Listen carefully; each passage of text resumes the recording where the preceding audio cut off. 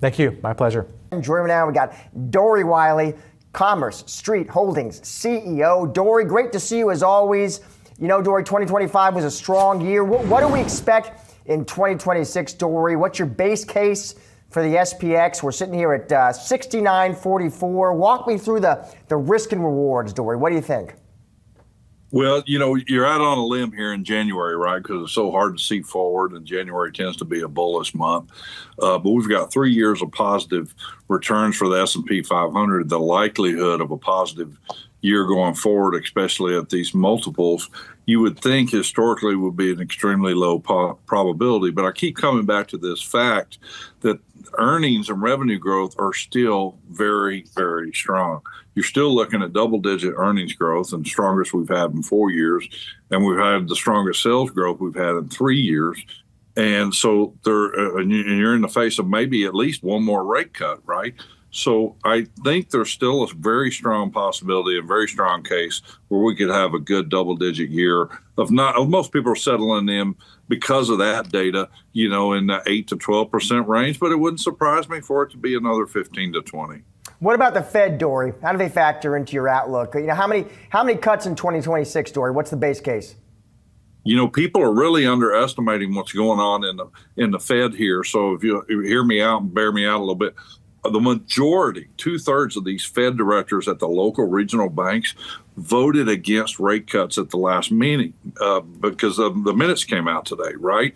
And the Boston Fed, for example, Susan Collins, the majority of her directors voted against it, and yet she voted for the rate cut. So there's some turmoil building, and the vote was 9-3. So there's dissension there. So people think that we're lined up, and you look at the futures and they're forecasting 2, 3, maybe even 4 cuts out there. I'm not seeing it. I think right now you're lucky to get one more cut. They probably shouldn't do it until the data really proves it up. There's a fight here between the people watching unemployment and those watching inflation. Anybody who's a historical economic economist knows that the inflation is the biggest worry, but yet the Fed has been using especially the Fed governors, almost using unemployment as the cover or the excuse to do some perhaps politically pushed focused cuts. And I think they're getting pushback from their local directors.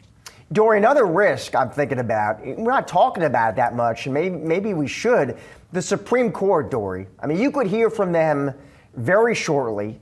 Who knows how they rule? Maybe they come out, Dory, they say, you know what, those Trump tariffs, they are illegal. Then what? I'm just curious how you're thinking through that. Well, that would be a shocker. I don't expect them to do that.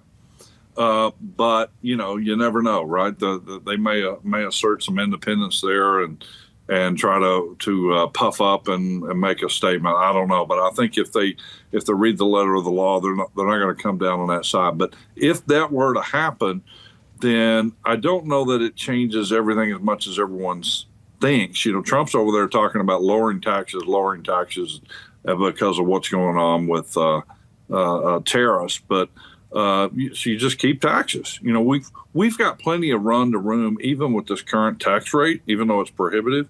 And the answer that the government needs to be giving us is getting rid of all the fraud and waste.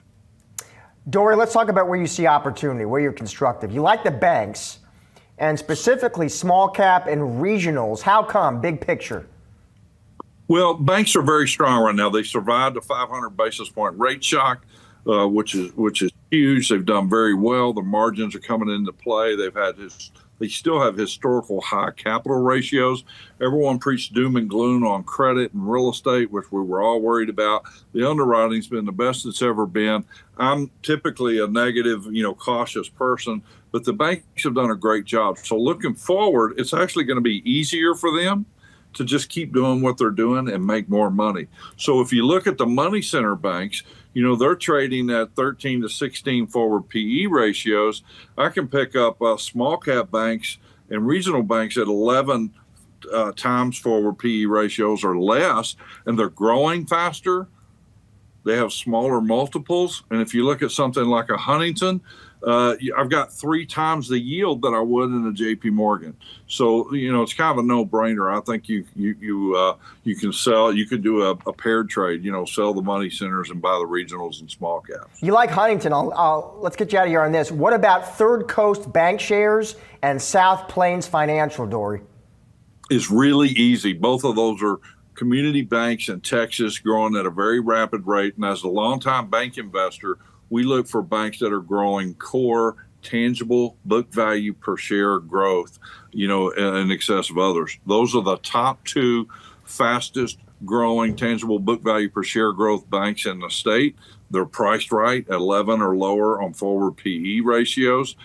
Third Coast is pretty close to tangible book value, just a slight premium, and they're both growing faster than average. And they're in, let's face it, we're in the M&A business, and everyone in the country is trying to buy a bank share.